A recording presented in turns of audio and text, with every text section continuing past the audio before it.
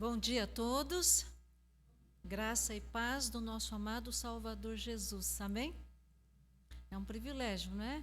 Estarmos aqui mais uma vez nesta manhã chuvosa, para estudarmos juntos a palavra de Deus, porque a palavra de Deus, ela é eficaz, e como Jesus falou também, que nem só de pão viverá o homem, mas de toda palavra que sai da boca de Deus.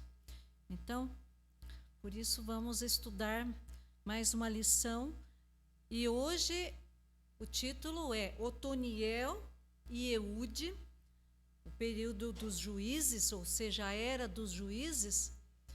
Então, vamos começar a estudar sobre a vida dos juízes de Israel. Juízes que foram levantados por Deus.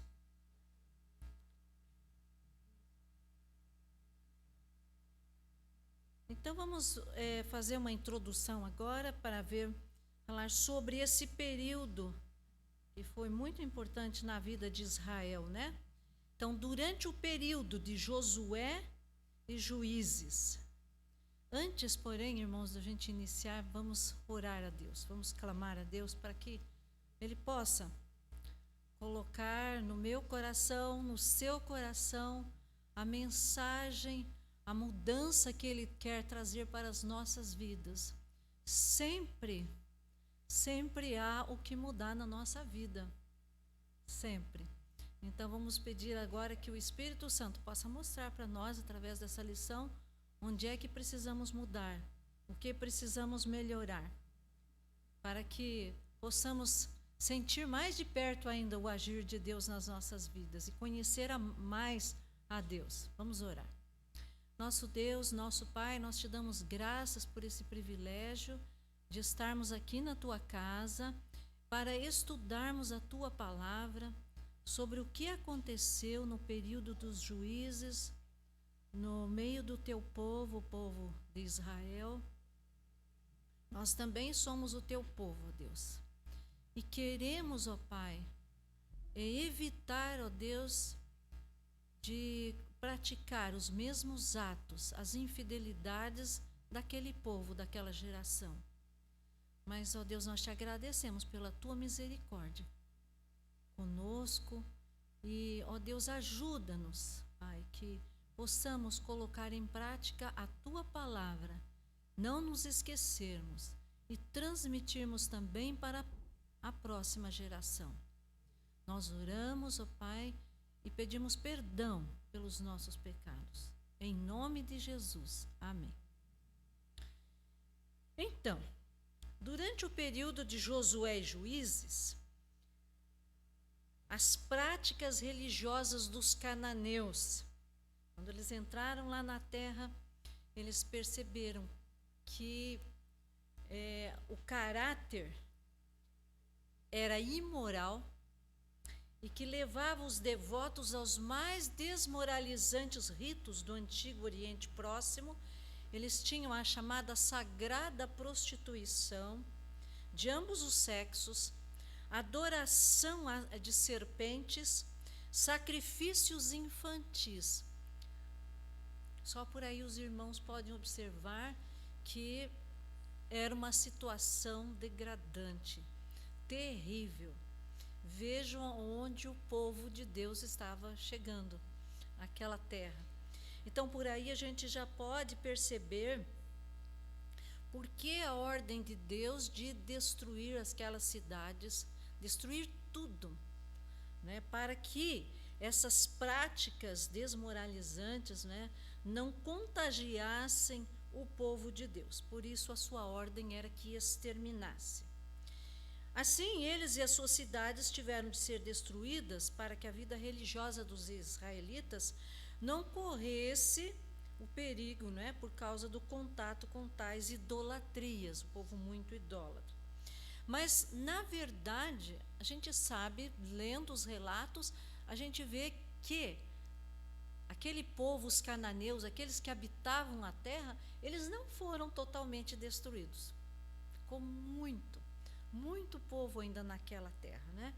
E então, os irmãos imaginem, né, para esse povo não ser contagiado, não ser contaminado com aqueles costumes e evitar que os seus filhos também, né, não fizessem amizade com outras crianças, com adolescentes, e mesmo os adultos também não se contaminassem com aquelas práticas pagãs.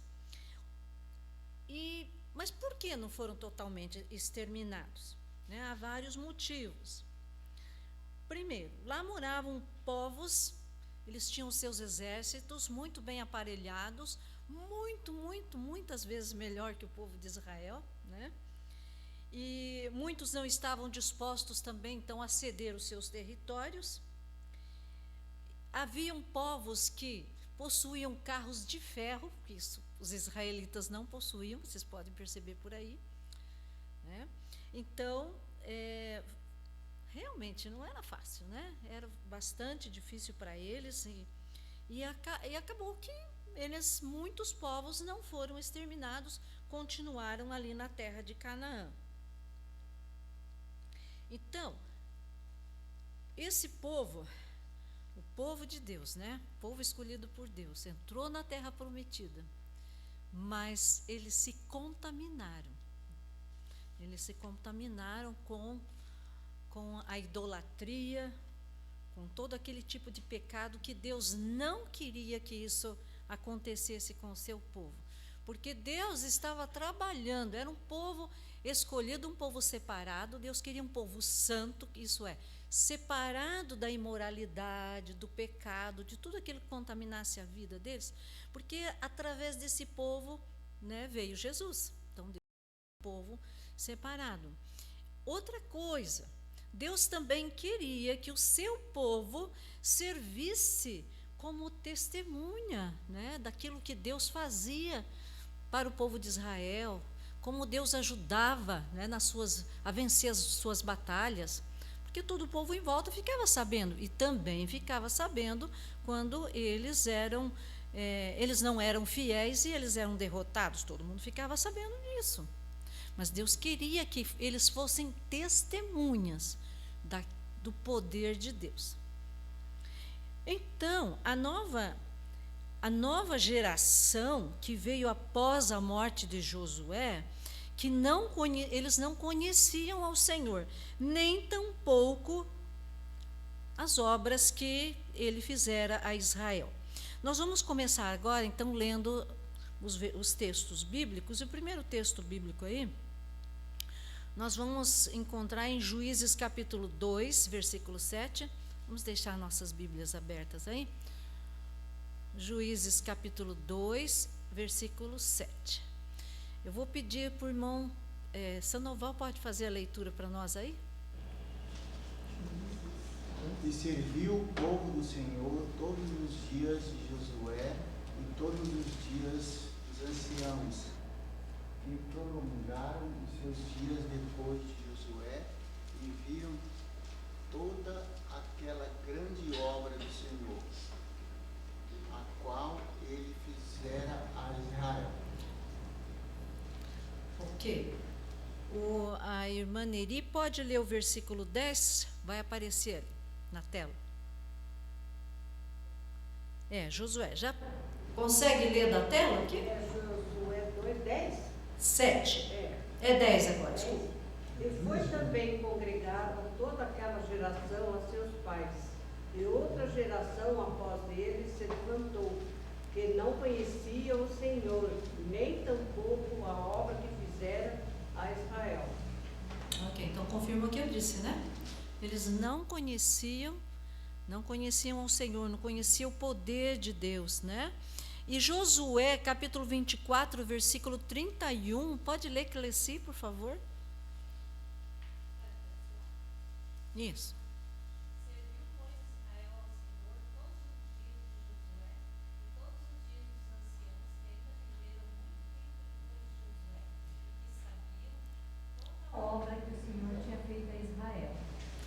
Sim, aqui Aqueles que viveram com Josué e aqueles anciãos, né, os que viveram mais tempo ainda, eles sabiam. Mas esta nova geração que surgiu, eles já eram a terceira geração, né? Então já eram os netos, né? Eles eram netos daqueles que saíram lá do Egito, tá? Então esta nova geração entregou-se à apostasia, quer dizer, eles se afastaram dos ensinamentos da lei de Deus e a terra encheu-se de anarquia. Israel chegou ao fundo do poço. É muito triste quando a gente lê o livro de Juízes. Mas tem um lado muito bom, porque a misericórdia de Deus, a gente vai ver como Deus era compassivo, como ele era misericordioso com esse povo. Um dos versículos chave do livro de Juízes é Juízes capítulo 21, versículo 25, diz assim: naqueles dias não havia rei em Israel, cada um fazia o que parecia bem. Gente, olha, vamos ler de novo para a gente guardar bem qual era a situação. Naqueles dias não havia rei em Israel, porém cada um fazia o que parecia reto, né, aos seus olhos. A minha tradução diz que parecia bem, o que fazia reto aos seus olhos.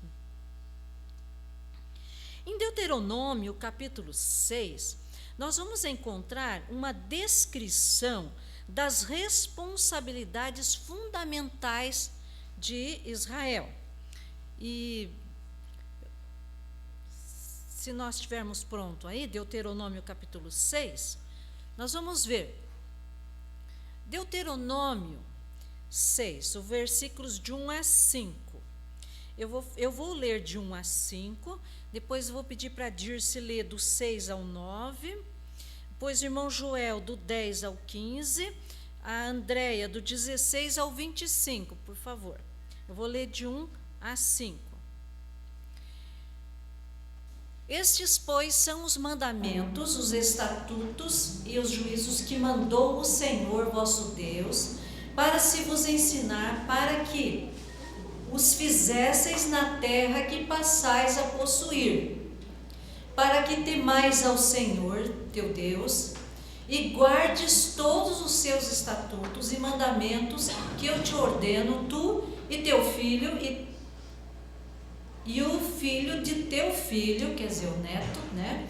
Todos os dias da tua vida, e que teus dias sejam prolongados. Versículo 3: ouve, pois, ó Israel, e atenta que guardes para que te suceda, e muito te multipliques, para que bem te suceda, e muito te multipliques, como te disse o Senhor, Deus de teus pais, na terra que mana leite e mel. Versículo 4: ouve, Israel, o Senhor é o nosso Deus, o Senhor nosso Deus é o único Senhor. Versículo 5: amará, pois, o Senhor teu Deus de todo o teu coração e de toda a tua alma e de todo o teu poder. Então, só um pouquinho disso. Então, até aqui, já você continua.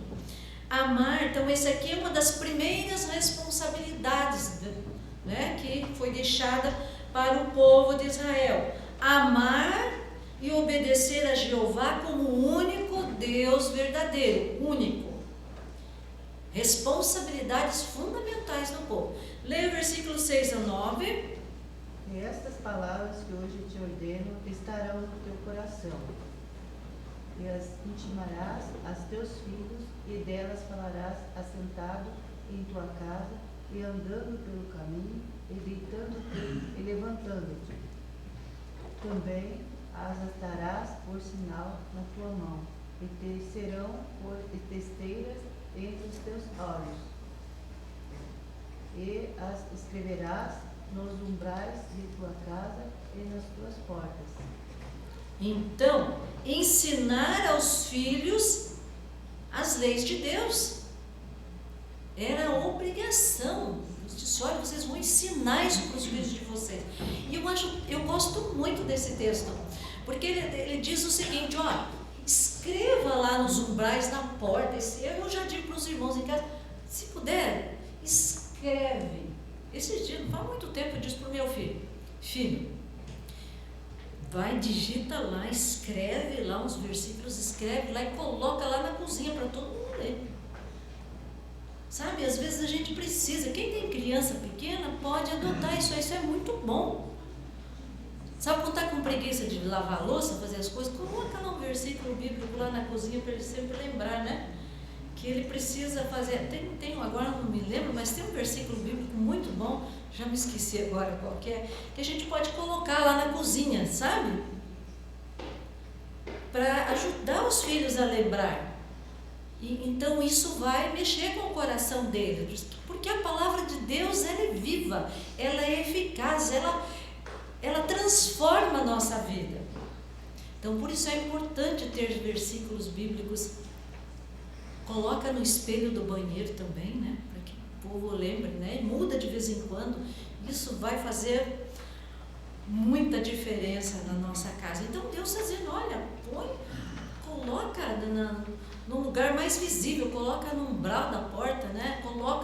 Eu já digo, coloca nas paredes, coloca no espelho do banheiro, né? Onde todo mundo frequenta. Que era para não esquecer. E ele ainda diz assim, olha, quando você está andando, quando você está levantando, você ensina a palavra de Deus. Eu faço isso com meu neto já, né? Claro que eu canto bastante com ele, porque ele gosta muito de música, ele pode estar muito bravo, mas eu chego e começo a cantar e aí ele solta aquele sorriso bonito, né? Então para mim valeu tudo, e ele gosta, então eu já estou, né, cantando e ele vai ouvindo e aquilo vai gravando. Outro dia eu ouvi o Tiago falando que canta os hinos do cantor cristão, olha só, que bênção, né? O cantor cristão vai perpetuar ele, né? Porque ele tem a filhinha, então ela vai ouvindo. Vamos para os versículos 10 a 15. Havendo-te, pois, o Senhor teu Deus, introduzindo na terra que jurou teus pais Abraão, Isaque e Jacó, te daria onde há grandes boas cidades que tu não edificaste, a casa cheia de todo bem que tu não encheste, o poço cavado que tu não cavaste, a vinha e oliveira que tu não plantaste, quando comer te fartares. Guarde-te que te não esqueça do Senhor, que te tirou da terra do Egito, da casa da servidão. O Senhor teu Deus temerás e a Ele servirá, pelo seu nome jurarás, não servirei outro Deus, os deuses dos povos de haver a roda de vocês, porque o Senhor teu Deus é o Deus zeloso do meio de ti, para que a ira do Senhor teu Deus se não acenda contra ti e te destrar sobre a face da terra. Então, também eles deveriam ensinar ou demonstrar gratidão pelas bênçãos de Deus. Então, demonstrar aos filhos o que Deus fez, né? Que tudo vem de Deus. É Ele que ajudava da vitória nas batalhas, né? Conquistando aquele povo e tanta coisa boa que tinha naquela terra para mostrar para os filhos, contar para os filhos. E é isso que devemos fazer também. E versículos 16 a 25, André, né? Por favor. Vou dar como muito pequena, minha amiga. Não tentareis o Senhor, vosso Deus, como tentastes em Massá. Diligentemente guardareis os mandamentos do Senhor, vosso Deus, como também os seus testemunhos e os seus estatutos que tem mandado. E farás o que é reto e bom aos olhos do Senhor, para que bem te sustente. E entres e possuas a boa terra, sobre a qual o Senhor jurou aos teus pais. Então era separar-se da adoração dos deuses pagãos da terra de Canaã. Eles tinham que se separar daquela adoração, né, aos deuses pagãos. Infelizmente, A nova geração, ela fracassou em todas as responsabilidades. Todas essas responsabilidades. Essa nova geração que entrou na Terra Prometida. Agora pergunte de quem foi a culpa. Será que foi da geração mais velha, dos avós, dos pais que deixaram de instruir os seus filhos e netos nos caminhos do Senhor? Ou também a nova geração pode ter se recusado a obedecer às leis de Deus e a seguir os seus caminhos? Pode ter acontecido isso, né? O livro de Juízes é um registro de coisas muito tristes, de vergonha, de opróbrio. Ele retrata Israel sofrendo invasões, sendo escravos na sua própria terra, na terra que Deus deu a eles, pobreza, guerra civil. E Deus permitiu que uma nação após outra invadisse a terra prometida e escravizasse o povo, tornando a vida dos israelitas tão sofrida, a ponto deles suplicarem a Deus. Eles ficaram desesperados, né? Eles suplicavam a Deus, eles começaram a ver que a situação ia de mal a pior, né? Eles já não tinham mais forças, eles estavam sendo derrotados. Então, irmãos, eles começaram a clamar a Deus. Agora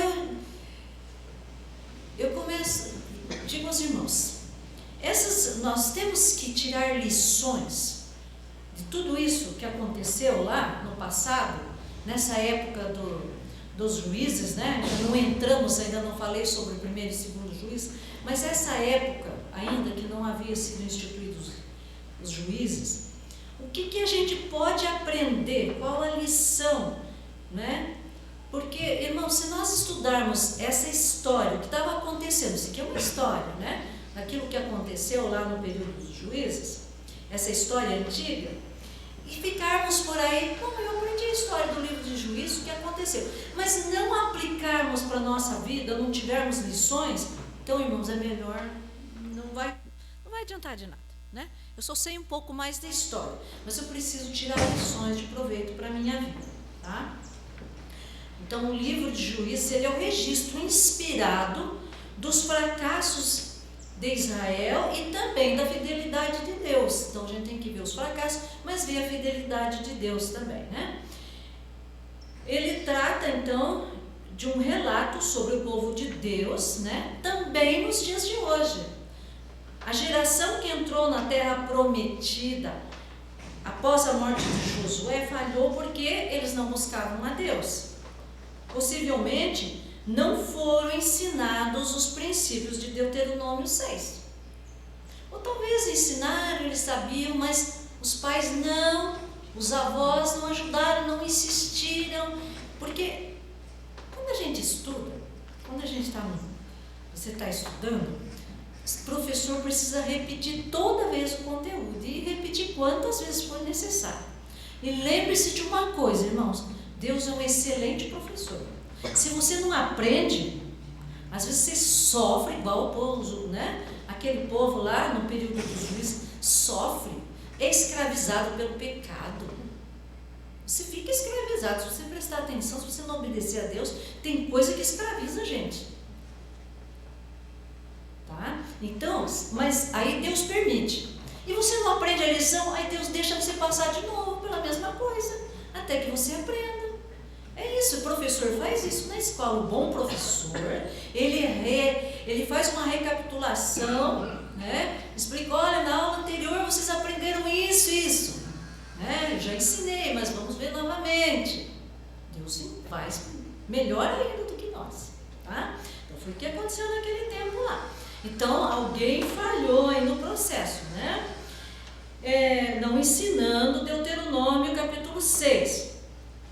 Então agora minha pergunta, e nós estamos sendo fiéis com o ensino da palavra de Deus com os nossos filhos, com os nossos netos, às vezes com os nossos sobrinhos que estão bem, toda vez sempre estão juntos, estão conosco, né?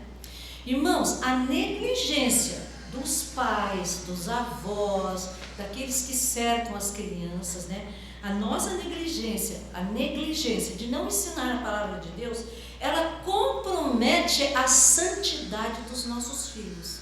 Essa santidade que eu estou dizendo, irmãos, é a separação das coisas que contaminam a nossa vida espiritual, que nos destroem. É isso que eu estou querendo dizer. Quando falamos em santidade, é nesse sentido. Não é que não vamos pecar mais. Sempre estamos pecando. Mas a negligência, guardem bem, a negligência dos pais, dos avós, daqueles que estão próximos a essa nova geração, compromete a santidade destes mais jovens. Então nós precisamos cuidar, não negligenciarmos o ensino da palavra de Deus como ela é. O que Deus diz em sua palavra que é pecado, é pecado. A palavra de Deus não muda. Hoje estamos sendo tolerantes com muitos pecados, muitos tipos de pecados. Nos acomodamos à vida moderna. E aquilo que está escrito que é pecado, é pecado. O que Deus diz que é certo, é certo. O que Deus diz que é mal, que é errado, é errado. Irmãos, não, Deus não mudou. Deus é eterno. Deus é o mesmo ontem, hoje e para sempre. Vamos lembrar bem disso. Ok? John Wesley disse o seguinte, certa vez: o que uma geração tolera, a próxima abraça. Não esqueçam disso. O que uma geração tolera, a próxima abraça. Isaías capítulo 5, versículo 20 diz assim: ai dos que ao mal chamam bem e ao bem mal, que fazem da escuridade luz e da luz escuridade, que põem o amargo por doce e o doce por amargo. O que Deus diz é certo, né? Então, e aquilo que Ele diz que é errado, é errado.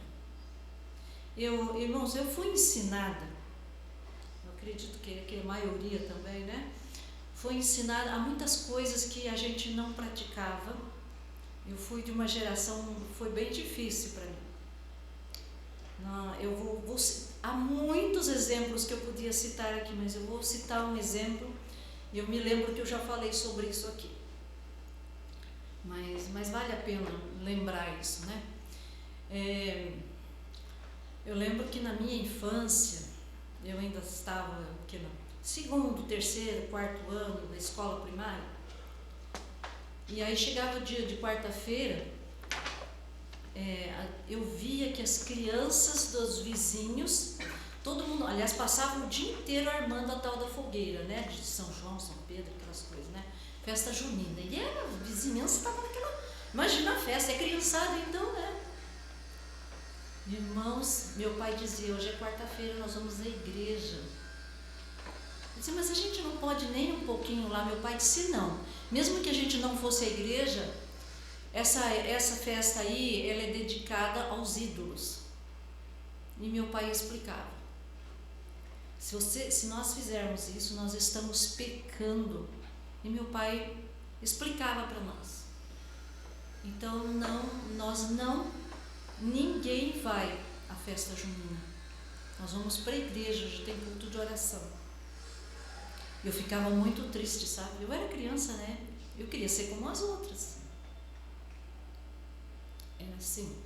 E outras coisas, então, da moda, tinha coisas que eu não poderia usar porque meus pais diziam: não, isso não é para você, isso aí não. Isso não fica bem. Então, irmãos, há muitas coisas que Deus abomina e que está acontecendo no meio do povo de Deus e nas igrejas. Há muitos hábitos que desagradam a Deus. Então nós tínhamos que evitar. A moda, meu pai sempre dizia, não, essa moda não é boa. Minha mãe também dizia. Isso provoca sensualidade. E sensualidade é pecado. E continue-nos. Não mudou. Lembre-se do que John Wesley disse. O que uma geração tolera, a próxima abraça. Então, o que acontece? Nós hoje estamos tolerando. Não é que a gente aceite. Não. Eu estou falando de mim. Tem coisas que às vezes a gente tolera. Você não quer ofender os filhos.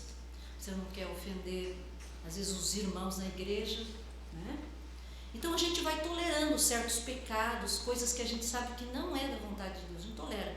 Aí a próxima geração, eu estou vendo isso. Os mais jovens, os adolescentes, eles nem querem, eles nem estão sabendo disso. Eles fazem o quê? Eles abraçam. Isso já não toca mais, né? Na sua mente, no seu coração. Mas essa é a nossa responsabilidade de ajudar, né? Agora, se eles não obedecerem à palavra, não obedecerem aos pais, então, mas nós fizemos a nossa parte. Isso, então, se nós deixarmos, né, então aí é o perigo, né? Também nós temos que, pelo menos precisamos falar, precisamos exortar. Isso cabe à liderança da igreja também, é responsabilidade nossa, tá? Vamos ler Juízes capítulo 2, versículo 14 e 15, por favor. Eu vou pedir agora, deixa eu ver aqui, tem tanta gente aqui, atrás da Andréia, desculpa, eu esqueço o seu nome. Camila, faz favor, Camila? Então, por favor, Camila, você pode ler Juízes 2, 14 e 15, tá? Se puder conseguir ver aqui, pode ler. Pelo que a ira do Senhor se acendeu contra Israel, e os deu na mão dos roubadores, e os roubaram, e os entregou na mão dos seus inimigos ao redor, e não puderam mais estar em pé diante dos seus inimigos. Por onde quer que saiam, a mão do Senhor era contra eles mal, como o Senhor tinha dito, e como o Senhor lhe tinha jurado, e estavam em grande aperto. Viu o que aconteceu com esse povo? E vocês acham que isso não acontece com a gente? Não? Acontece sim, né? Se nós não tivermos cuidado, nós sofremos também. Nós vamos passar por lutas que muitas vezes a gente poderia evitar, porque nós não estamos sendo obedientes à palavra de Deus, né? Vamos para os juízes agora, né? Vamos falar dos juízes. Eu vi que tem uma tradução lá que diz Otiniel, tá? Eu, na minha Bíblia, gostei mais, fala Otoniel, é mais fácil de falar. Então eu vou falar Otoniel, tá bom? Mas pode falar Otiniel também, mas eu acho mais difícil, né? Vamos ficar com Otoniel, que é mais fácil. Quem são os juízes? Juízes, alguém que toma decisões judiciais. Agora vamos pensar, como nós estamos falando de juízes do período lá do povo de Israel, né? Vamos ver quais eram as atribuições desses juízes. O que eles tinham que fazer? Nós estamos falando hoje de Otoniel e Eude, mas as próximas lições teremos outros, mas hoje é desses dois. Primeiro, começando falando de uma forma geral, né? Eles tinham que julgar em Israel, chamar a atenção do povo, alertando quanto ao cumprimento das ordenanças de Deus, libertar e salvar o povo. Então, a misericórdia de Deus foi tão grande, né? Foi tão grande com esse povo. Deus falou, não, o negócio, não, vamos colocar pessoas, juízes, para ajudar esse povo. Eles precisavam de ajuda. E as leituras bíblicas que podemos ter agora, vamos para Juízes capítulo 3, versículo 10. Depois nós vamos ler capítulo 6, 34, 11, 29 e 14, 6. Vamos continuar. Aqui nós estamos na escola, então na escola os alunos devem participar nas leituras, né? O irmão lá, por favor, pode, agora é a sua vez. Nós vamos, quem não leu daí, fala, eu não li. Pode ler. E veio sobre ele o Espírito do Senhor, e julgou a Israel e saiu a peleja. E o Senhor deu na sua mão Cusma e Satai, rei da Síria, e a sua mão prevaleceu contra San-Hassatai. Ok, versículo outro, eu vou pedir que é a esposa do Tiago que está lá. Ah, não. Tiago, lê para mim, por favor, capítulo 6, versículo 34. Então o Espírito do Senhor investiu a Gideão, o qual tocou a buzina, e os abizeritas se juntaram após ele. Isso. 11:29. Então, alguém, por favor? Pode ler, irmão. Eu não sei o seu nome ainda. É. André e a outra é Rafaela, né? Isso. Ah, então tá bom. Então o Espírito, Pode? então o Espírito do Senhor veio sobre Jefté e atravessou ele por Gileade e Manassés, porque passou até Mispa de Gileade e de Mispa de Gileade passou até os filhos de Amon. E 14:6. Pode ler, né? Então o Espírito do Senhor se apossou dele tão possantemente que ofendeu de alto a baixo, como quem fende um cabrito, sem ter nada na sua mão. Porém, nem a seu pai, nem a sua mãe deu a saber o que tinha feito. Então, os juízes, eles eram homens, pode notar que cada versículo no início diz, então o Espírito do Senhor, né? Então, os juízes eram homens que possuíam o Espírito de Deus, que os capacitava para servir como juiz do seu povo, né? Do povo de Israel. Esse período de juízes, dos juízes, foi um preparo para a instituição da monarquia, que logo depois, então, dos juízes, desse período, de todos os juízes, né? Foi a instituição da monarquia, e Samuel, ele foi o último juiz, e a ele coube, então, a tarefa de ungir os primeiros reis de Israel, né? Saul e Davi. Então, o livro de Juízes, como a gente já falou no início, né? Como vimos, ele mostra o caos em que se encontrava Israel, e Juízes, capítulo 21, versículo 25, ele diz então, lendo novamente, naquela época não havia rei em Israel, cada um fazia o que lhe parecia certo. Aí já é aquela tradução, a NVI. Então estava no meio do caos. Mas nós podemos ver uma coisa, mas Deus continuava dirigindo a história, libertando o seu povo dos seus inimigos, dos opressores, né? Eles desobedeciam, mas Deus depois tinha misericórdia e ajudava, não é? Dando vitória. Quando eles eram infiéis, eles eram derrotados, né? Então, daí quando eles buscavam a Deus, eles eram vitoriosos. E eles eram derrotados, por quê? Eles esqueciam de Deus, eles começavam a adorar os ídolos, né?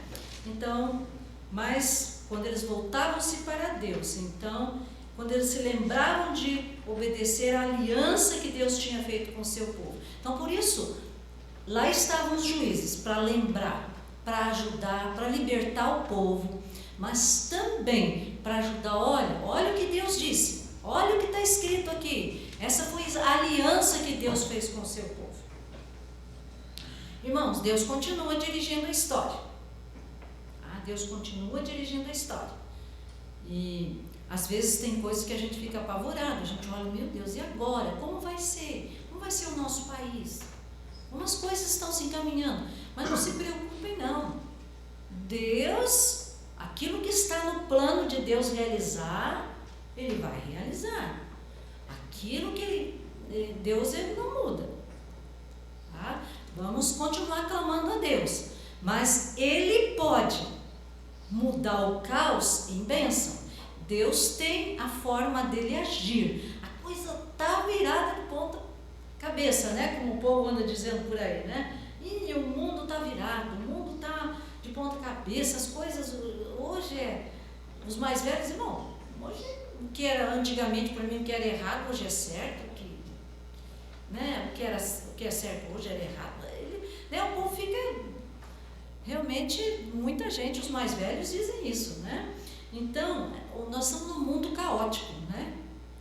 Mas Deus é poderoso, tá? Para transformar, só Ele pode transformar o caos em bênção e colocar ordem na desordem, mas só Deus pode fazer isso. Eu não sei como, mas eu sei que Ele faz, tá? Estou correndo um pouco, mas eu quero lembrar de uma coisa, não posso deixar de dizer uma coisa que é muito importante, e lembrar os irmãos de 2 Crônicas, capítulo 7, versículo 14. Eu ia pular isso aqui, mas não vou deixar passar. Vamos lembrar. Eu acho que tem gente aí que sabe até de cor. Alguém pode recitar esse versículo para nós de cor? Se o meu povo que chama pelo meu nome se humilhar e orar, buscar os meus caminhos, eu virei a terra, sarei os pecados. Mais ou menos assim. Isso, já foi bem. Inverti um pouco aí. Isso. Mas foi sem olhar. Mas eu também não sei de cor não direitinho. Não sei, também não sei. Devia saber. Mas de cor. Mas tem alguém que sabe aí, irmão Naor, sabe, irmão não? Tá lá. Já tá? Então não adianta. Mas vamos. Mas eu quero. Vamos ler juntos? Junto, vamos lá, uníssono, vamos lá. E se meu povo, que se chama pelo meu nome, se humilhar e orar e buscar a minha face e se converter dos seus maus caminhos, então ouvirei dos céus e perdoarei os seus pecados e sararei a sua terra. Olha aí, é a palavra de Deus, e Deus vela por sua palavra para cumprir. Ok? Vamos então falar um pouco do Otoniel, que foi o primeiro juiz. Quem era o Otoniel, né? Diz que ele era filho de Kenaz, irmão ou sobrinho de Caleb. Pelo jeito, os escritores, os comentaristas, eles não chegam muito a um acordo. Para mim parece ser mais um irmão, né? Mas tem gente que diz que pode ser um sobrinho de Caleb, mas para nós não importa, né? Ele era, então, o Caleb, lembra do Caleb que a gente estudou na lição, não vou dar tempo de relembrar muita coisa, mas lembra que o Caleb, ele foi um dos espias, né, que entrou na terra prometida, o Caleb e o Josué, e também a geração mais jovem. Então, esse espia, o Caleb, ele não olhou as dificuldades, porque os outros 10 espias chegaram dando um relatório horrível da terra prometida. Moisés, né, disse, vamos lá, vamos espiar a terra, vamos ver como é que é o tamanho, ver o que tem na terra, como é que é o povo da terra. Tá. Mas os 10 voltaram dando um relatório terrível. O povo de Israel falou, nem pensar a gente para lá, né? Mas o Caleb disse, não, subamos, vamos, e foi toda aquela animação, né? E esse Otoniel, se era filho, se era sobrinho, a gente não sabe certo, mas vamos pensar que ele era irmão, tá?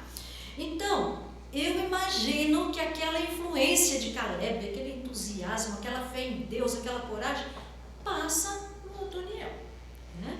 Então, ele nem se preocupou com a presença dos gigantes, porque dizia lá que lá tinha gigante, tinha cidades fortificadas, tinha lá gente que tinha carro de ferro, que Caleb nem falou, não, vamos lá, né? Então, ele se animou e pôs a sua confiança em Deus. Então, quais são as cidades que ele conquistou? A cidade de Debir, né? Que antes o nome da cidade era Kiriat Sefer, e tem um relato em Juízes capítulo 1, versículo 12 a 13. Eu vou pular alguns textos aqui, irmãos, porque o tempo está passando. Caleb, ele fez um desafio para quem tomasse a cidade de Debir, né? Que teria como recompensa a Axa, que era a filha dele, né? Então ele daria a filha como esposa em casamento. Então imagina, né? O Otoniel, ele já tinha influência do irmão, do tio. E agora confiava em Deus. Mas aí também mais a promessa de ganhar uma esposa, puxa vida, né? Ele realmente aceitou o desafio e foi lá e conquistou a cidade de Debir.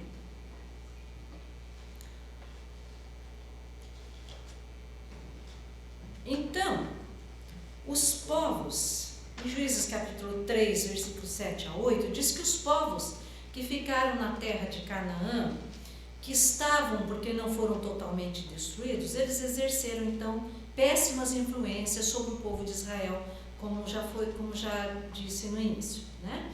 Então, mas o povo de Israel permitiu que suas filhas e os filhos se casassem também com os cananeus, heteus, amorreus, fariseus, jebuseus e os heveus e todos os veus lá, né, que tinham lá. Não somente isso, mas também, além dos casamentos, que Deus não queria que acontecessem esses casamentos, mas também eles cultuavam os seus deuses, né, os Baalins, que eram um deus que era cultuado pelos cananeus para que a terra produzisse boas safras, e também os azerotes, que eram as deusas da fertilidade. Então, muitas práticas que foram proibidas aos israelitas, Deus proibiu essas práticas. A prostituição também, sacrifício de crianças e de consulta aos mortos. A minha pergunta é: irmãos, será que isso acontece no meio do povo de Deus? Vão pensando para vocês me responderem daqui um pouco, né? Será que esse tipo de coisas acontece no meio do povo de Deus? Então, depois de tantas vitórias que Israel teve na conquista da terra prometida, né? Então, nós vemos que o povo sempre caía em pecado.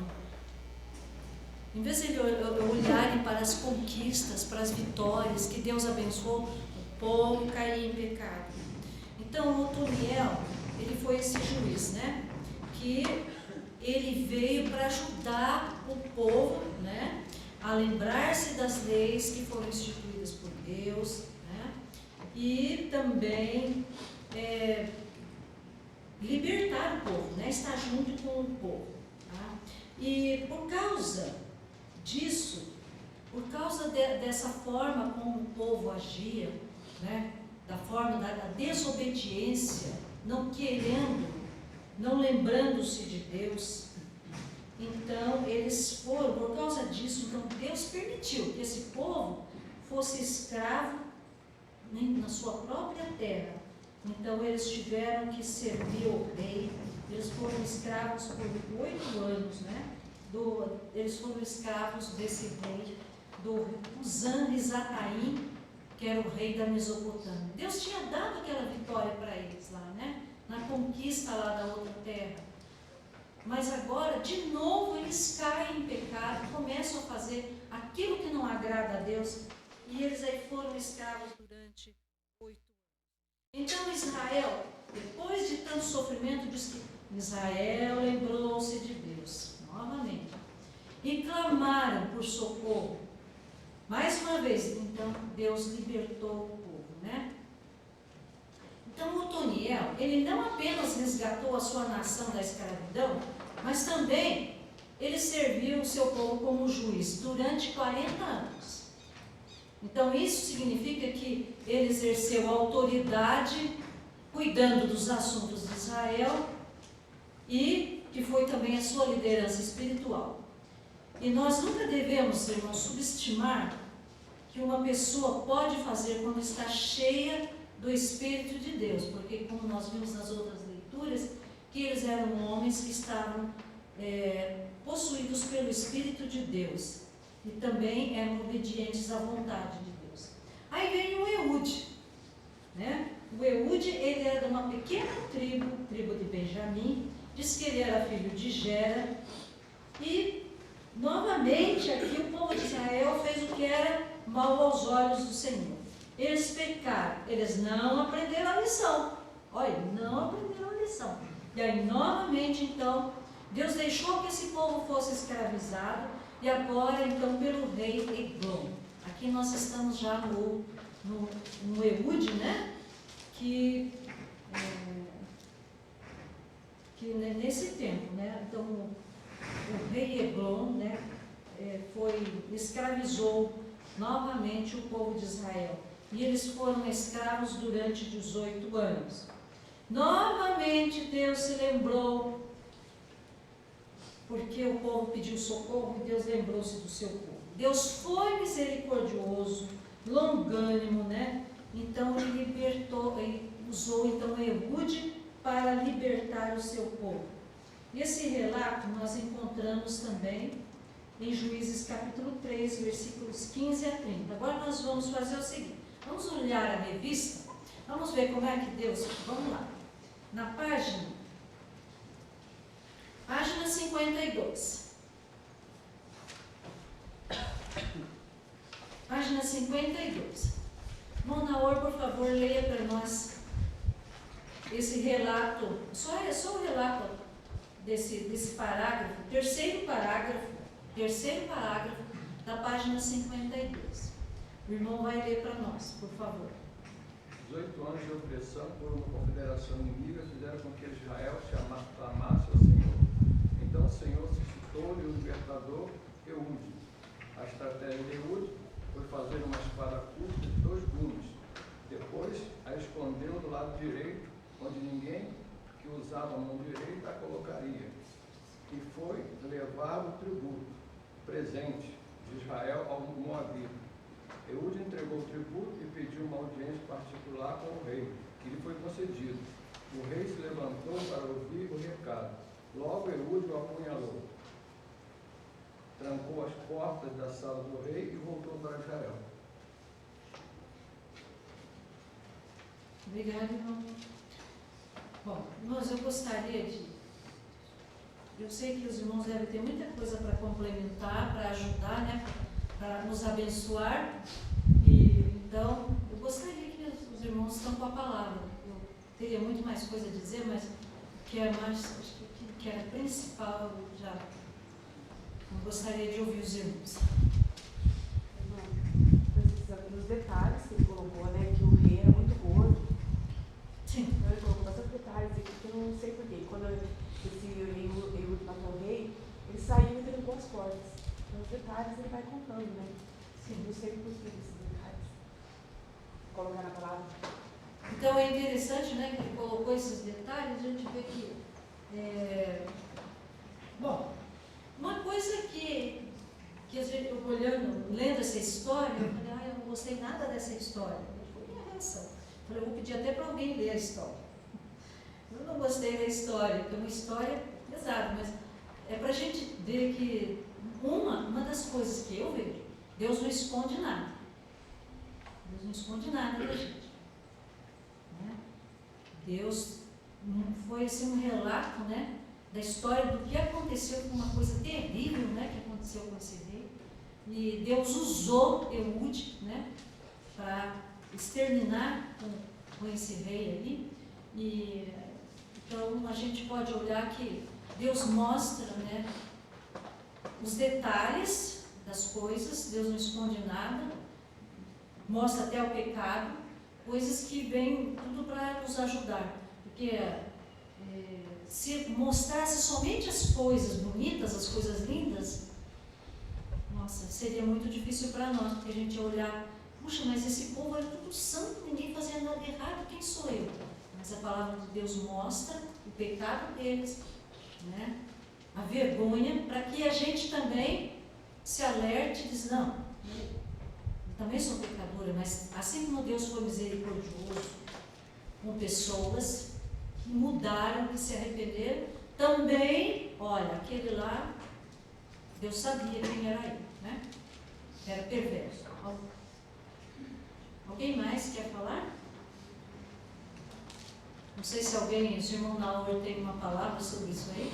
Ela está perguntando por que essa história é tão pavorosa, né? Tão triste.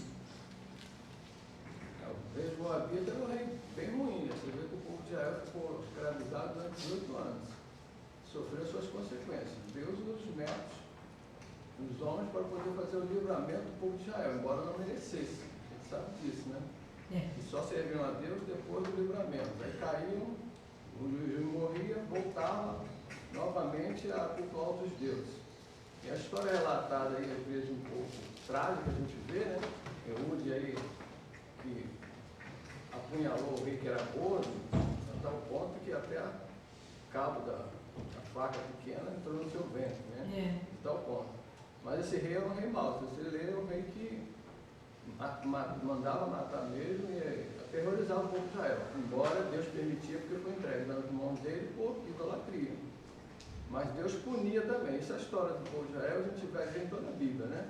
Deus usa lá o povo de babilônico para punir o povo de Israel, mas depois pune a Babilônia, porque eles exageravam, né, na sua punição. Então Deus não deixava ali. A mesma coisa aconteceu com o Moabita. Ele puniu o povo de Israel por 18 anos, que era ruim. Depois, quando Deus faz justiça através de Eude, foi trágica para ele. Mas ele é um rei muito mau mesmo. Muito perverso, né?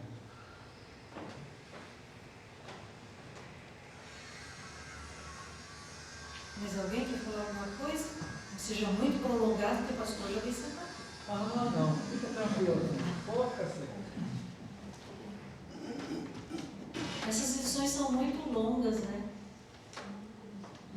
Eu quero fazer apenas o que eu gosto de pensar quando eu olho para esse texto. Foi levantada a questão da gordura do camarada.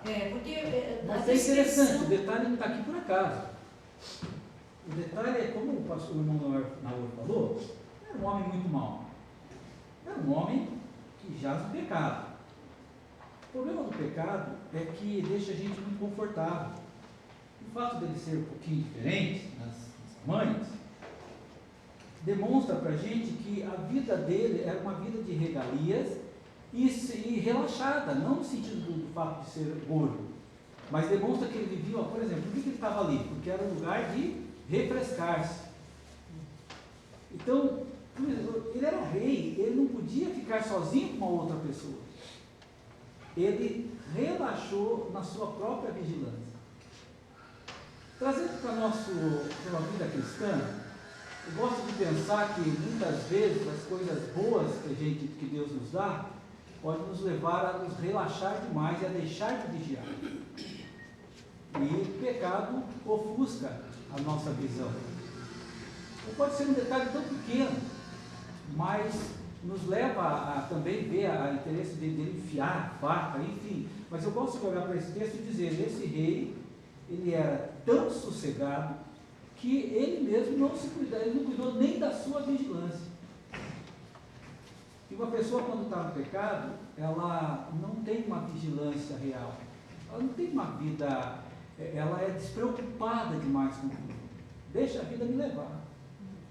E eu vejo desta maneira. Eu vejo isso parece uma coisa tão pequena, mas é uma realidade. Vamos encerrar, né?